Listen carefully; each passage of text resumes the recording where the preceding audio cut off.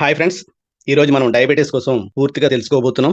భారతదేశంలో diabetic problem వచ్చి అది ఎలా వస్తుంది? ఏ విధంగా వస్తుంది? అది ఏం చేస్తుంది? దానివల్ల వచ్చే కాంప్లికేషన్స్ ఏంటి అని కూడా తెలియకపోవడం వల్ల, దాన్ని సింపుల్‌గా తీసుకోవడం వల్ల అనేక ప్రాబ్లమ్స్‌కి గురవుతున్నారు. ప్రతి ఒక్కరు కూడా దీన్ని పూర్తిగా వినండి, తెలుసుకోండి. మనకున్నా లేకపోయినా మన చుట్టుపక్కల వాళ్ళకి ఎవరికున్నా వారికి అవగాహన ఇవ్వడం వల్ల వాళ్ళకి మనం ఎంతో మేలు చేసిన వాళ్ళం అవుతాం.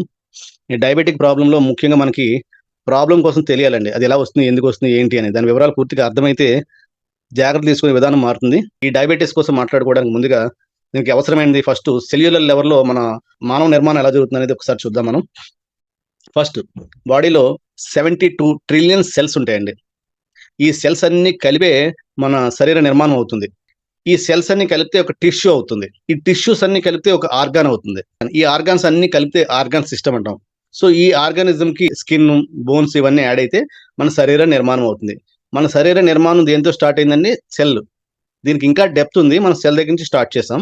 అయితే ఇక్కడ సెల్ కోసం మనకి చాలా ఇంపార్టెంట్ విషయం మనం మాట్లాడుకోబోతున్నాం. దానికోసం ఇది అర్థం చేసుకోవాలి మనం. మనం తిన్న ఆహారము గ్లూకోజ్‌గా మారుతుంది. ఆ గ్లూకోజ్ ఎందులో కలిసిపోయిందండి? బ్లడ్‌లో కలిసి ట్రావెల్ చేస్తుంది. అక్కడ రెడ్‌గా ఉన్నవి రక్త కణాలు, తెల్లగా ఉన్నవి గ్లూకోజ్ అండి. ఇవి 2 కూడా మనం బ్లడ్‌లో ట్రావెల్ అవుతున్నాయి. చూసారు కదా! ఈ 2 కూడా ట్రావెల్ అయ్యి ఈ గ్లూకోజ్ ఎక్కడికి వెళ్తుందంటే సెల్ దగ్గరికి వెళ్తుంది. ఎందుకంటే ఈ సెల్‌కి ఆహారమే ఈ గ్లూకోజ్. అక్కడ చూడండి మనకి గ్లూకోజ్ ఛానెల్ ఉంది. అంటే ఈ గ్లూకోజ్ ఆ గ్లూకోజ్ ఛానెల్ ద్వారా లోపలికి వెళ్తుంది.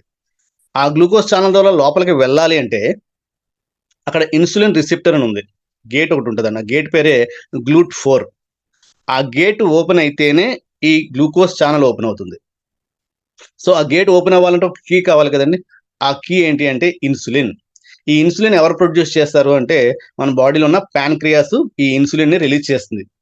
మనకి గ్లూకోజ్ ఎప్పుడైతే బాడీలోకి వచ్చిందో, ఆ బ్లడ్‌లో కలిసిందో అక్కడున్న సిగ్నల్స్ ద్వారా పాన్‌క్రియాస్‌కి అర్థమవుద్ది. ఓహో! ఇంత గ్లూకోజ్ వచ్చింది. మనం ఇంత ఇన్సులిన్ రిలీజ్ చేయాలి అని చెప్పి ఇన్సులిన్ రిలీజ్ చేస్తుంది. ఈ పాన్‌క్రియాస్ ఎక్కడుంటుంది? ఏ పార్ట్‌లో ఉంటుంది? చూడండి స్టమక్ కిందన యెల్లో పార్ట్ ఉంది. దాన్ని మనం పాన్‌క్రియాస్ అంటాం. ఆ పార్ట్‌లో ఉంటుందది. సో, ఈ పాన్‌క్రియాస్ ఏం చేస్తుందంటే ఇన్సులిన్‌ని రిలీజ్ చేస్తుంది. ఈ ఇన్సులినే మనం ఏం చెప్పుకున్నామండి? ఆ గ్లూట్4 గేట్ ఓపెన్ చేయడానికి కావాల్సిన కీ. ఓకే. ఈ కీ వచ్చింది. కీ ఓపెన్ చేసింది. సో, ఎప్పుడైతే గ్లూట్4 కీ ఓపెన్ చేసిందో ఇన్సులిన్ ఆటోమేటిక్‌గా ఈ గ్లూకోజ్ ఛానెల్ ద్వారా సెల్‌లోకి వెళ్తుంది. ఇది సిస్టమ్ అండి. సో, సెల్ దీన్ని తీసుకుంటుంది గ్లూకోజ్‌ని. ఈ గ్లూకోజ్ ఎనర్జీగా మారుతుంది. సెల్ యాక్టివ్‌గా ఉందంటే మనం యాక్టివ్‌గా ఉన్నట్టు. ఓకే.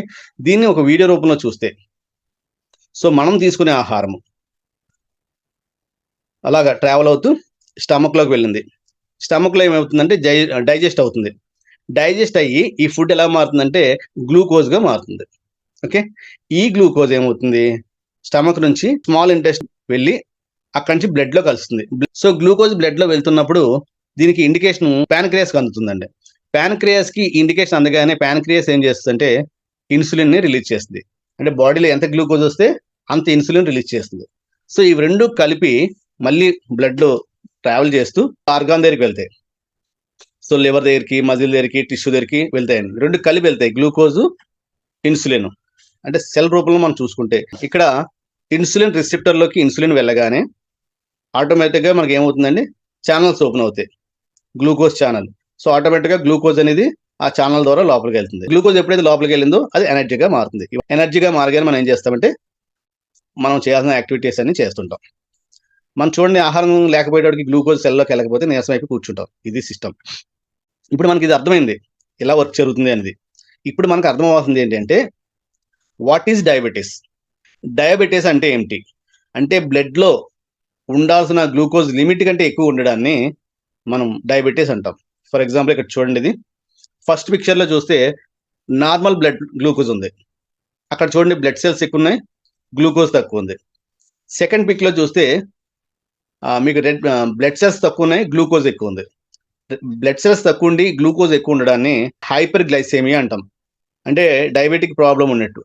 మనకి బాడీలోని గ్లూకోజ్ తగ్గింది అంటే షుగర్ తగ్గింది అంటారు కదండీ! దాన్ని ఏమంటామంటే హైపోగ్లైసెమియా అంటాం. సో, గ్లూకోజ్ అనేది రక్తంలో ఎందుకు ఎక్కువగా ఉంటుంది? ఎందుకు ఎక్కువగా మిగిలిపోతుంది? మనకు అర్థం అవ్వాలి. దీనివల్ల వచ్చే కాంప్లికేషన్స్ ఏంటి? ఈ 2 విషయాలు మనకు క్లియర్‌గా తెలియాలి. ఫస్ట్ మనం ఇందాక చెప్పుకున్న విషయాన్నే సెల్‌లో గ్లూకోజ్ వెళ్ళాలి. గ్లూట్4 అనేది ఓపెన్ అవ్వాలి. దానికి ఏం కావాలండి మనకి? ఇన్సులిన్ కావాలి. మన ఇన్సులిన్ కూడా ఇన్సులిన్ రిలీజ్ చేస్తుంది. మనకి ఇక్కడ 2 ప్రాబ్లమ్స్ ఉన్నాయి. ఫస్ట్ ప్రాబ్లమ్ ఏంటి? Insulin resistance. అంటే ఏంటంటే పాన్‌క్రియాస్ కావాల్సినంత ఇన్సులిన్ రిలీజ్ చేస్తుంది. మనకి అక్కడ ఇన్సులిన్ రిసెప్టర్ ఉంది కదండీ! ఆ ఇన్సులిన్‌ని యాక్సెప్ట్ చేయదు.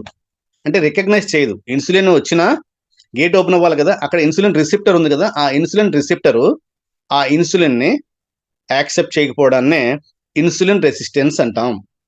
అంటే పాన్‌క్రియాస్ ఇన్సులిన్ రిలీజ్ చేసినా ఆ ఇన్సులిన్‌ని ఇన్సులిన్ రిసెప్టర్ యాక్సెప్ట్ చేయకపోతే సెల్‌కి ఉన్న గ్లూకోజ్ ఛానెల్ ఓపెన్ అవ్వదు. గ్లూకోజ్ ఛానెల్ ఓపెన్ అవ్వకపోతే ఈ గ్లూకోజ్ అనేది సెల్‌లోకి వెళ్ళదు. ఇక్కడ 2 ప్రాబ్లమ్స్ ఏంటంటే గ్లూకోజ్ అనేది సెల్‌కి వెళ్ళకపోవడం వల్ల సెల్ ఏమో ఎనర్జీని మిస్ అవుతుంది. రెండోది ఈ గ్లూకోజ్ అనేది బ్లడ్‌లో కలిసిపోవడం వల్ల చాలా కాంప్లికేషన్స్ వస్తాయి. అవి మనం మాట్లాడుకుందాం. రెండో ప్రాబ్లమ్ ఏంటంటే ఇన్‌సఫిషియెంట్ ఇన్సులిన్ ప్రొడక్షన్. అంటే కావాల్సినంత ఇన్సులిన్‌ని పాన్‌క్రియాస్ రిలీజ్ చేయలేకపోవడాన్ని మనం రెండో ప్రాబ్లమ్‌గా చెప్పుకుంటాం. ఫర్ ఎగ్జాంపుల్ మీరు ఆహారం ద్వారా గ్లూకోజ్ ఇచ్చారు. ఆ గ్లూకోజ్ ఎగ్జాంపుల్ 500 యూనిట్స్ గ్లూకోజ్ ఇచ్చారనుకుందాం. కానీ పాన్‌క్రియాస్ కూడా 500 ఇవ్వాలి కదా! ఇవ్వలేని పరిస్థితిలో ఒక 300 ఇచ్చిందనుకుందాం. ఎందుకు ఇవ్వలేకపోతుందంటే గతంలో మనం ఏం చేసామంటే ఇష్టం వచ్చినట్టుగా రకరకాల పిచ్చి ఫుడ్స్ అన్ని తినేయడం వల్ల పాన్‌క్రియాస్ మీకు అవసరమైనప్పుడల్లా ఇన్సులిన్ రిలీజ్ చేసి ఒక స్టేజ్‌కొచ్చేసాక ఇంకా దాని ఓపిక అయిపోయి ఇన్సులిన్ రిలీజ్ చేయలేని స్టేజ్‌కెళ్ళిపోతుందండి. ఇప్పుడు మీరు 500 యూనిట్స్ గ్లూకోజ్‌ని రిలీజ్ చేశారు ఆహారం ద్వారా. పాన్‌క్రియాస్ కూడా 500 ఇన్సులిన్ ఇవ్వాలి. కానీ దానికి ఓపిక లేక ఒక 300 యూనిట్సే ఇచ్చిందనుకుందాం ఎగ్జాంపుల్. సో, ఇన్సులిన్ 300 గ్లూకోజ్‌లో ఒక 300 2 వెళ్ళి సెల్‌కెళ్ళిపోతాయి. ఇంకా గ్లూకోజ్‌లో 200 యూనిట్స్ ఉండిపోయింది. మిగిలిపోయిన 200 యూనిట్స్ బ్లడ్‌లో ట్రావెల్ అవుతాయి.